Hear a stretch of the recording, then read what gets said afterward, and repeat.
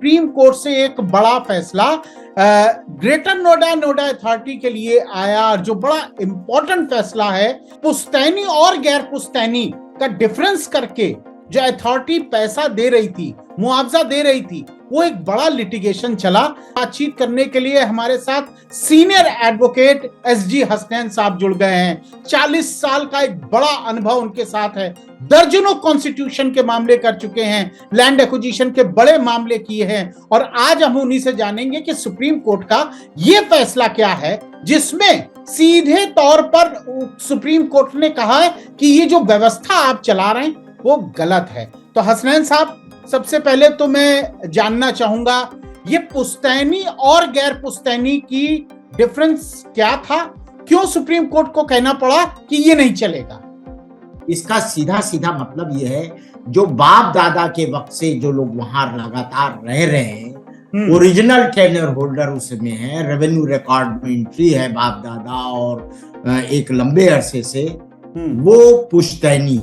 और गैर पुश्तैनी जो कहते बीच में किसी और गांव में रहते थे और वहां आकर उन्होंने लैंड खरीद लिया, वो कहते हैं गैर पुश्तैनी। तो इसलिए डिफरेंशिएट किया उन्होंने पुश्तैनी और गैर पुश्तैनी करके, जिसको कि माधुरी श्रीवास्तव के केस में कहा वैलिड पॉलिसी है, लेजिस्लेशन है और कर सकती है Noida authority in for the purpose of compensation payment के सिलसिले में। ठीक है। जो कि दूसरी बेंच ने डिसएग्री किया और फुल बेंच को रेफर कर, लार्जर बेंच को। तो लार्जर बेंच ने माधुरी श्रीवास्तव के केस को वैलिड को कहा करेक्ट लॉ लेट डाउन है और आर्टिकल 14 को हिट नहीं करता है, वायलेट नहीं करता है। ये classification for the purpose of payment of compensation, मुआवजा देने के लिए लैंड ओनर को दो पार्ट में जो डिवाइड किया, पुश्तैनी गैर पुश्तैनी, ये अनकॉन्स्टिट्यूशनल नहीं है, ना कहते आर्टिकल 14 के खिलाफ, आर्बिट्रेरी भी नहीं।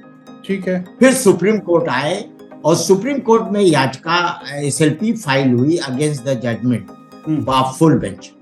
अब after length of hearing court ने, इसमें मैं भी as a senior advocate appear कर रहा था अनूप सिंह के केस में, ये जो सेकंड पिटीशन, तो ऑनरेबल सुप्रीम कोर्ट ने ये कहा कि जो कहते फुल बेंच का जजमेंट है वो आर्टिकल, और माधुरी श्रीवास्तव का केस, वो आर्टिकल 14 को हिट करता है, वायलेटिव ऑफ आर्टिकल 14 और आर्बिट्री है। लैंड को पुश्तैनी गैर पुश्तैनी में क्लासिफिकेशन नहीं किया जा सकता है for the purpose of compensation. Section 23 land acquisition act साफ लैंड एंड ओनर के बीच मामला है। Once land is acquired then पुश्तैनी गैर पुश्तैनी, जिसको कि स्टेट गवर्नमेंट ने इस रेजोल्यूशन को अप्रूव भी किया, तो सुप्रीम कोर्ट ने डिसएग्री हुई और कहा ये आर्बिट्री है, ये नहीं कर सकते। कंपनसेशन सेक्शन 23 में एक ही तरीके का दिया जाएगा। और सीधे तौर पर हसनैन साहब जी, सीधे तौर पर जो 1997 की व्यवस्था थी जिसमें Uttar Pradesh land acquisition rules थे, उसमें एक तरह की व्यवस्था बनाई गई जहां इसमें पुश्तैनी और गैर पुश्तैनी को डिफरेंशिएट किया गया और पुश्तैनी को ज्यादा मुआवजा दिया गया बशर्ते कि गैर पुश्तैनी। अब गैर पुश्तैनी के मामले में सुप्रीम कोर्ट का निश्चित रूप से फैसला आया और सुप्रीम कोर्ट ने कहा आप गैर बराबरी नहीं कर सकते। Am I right, sir?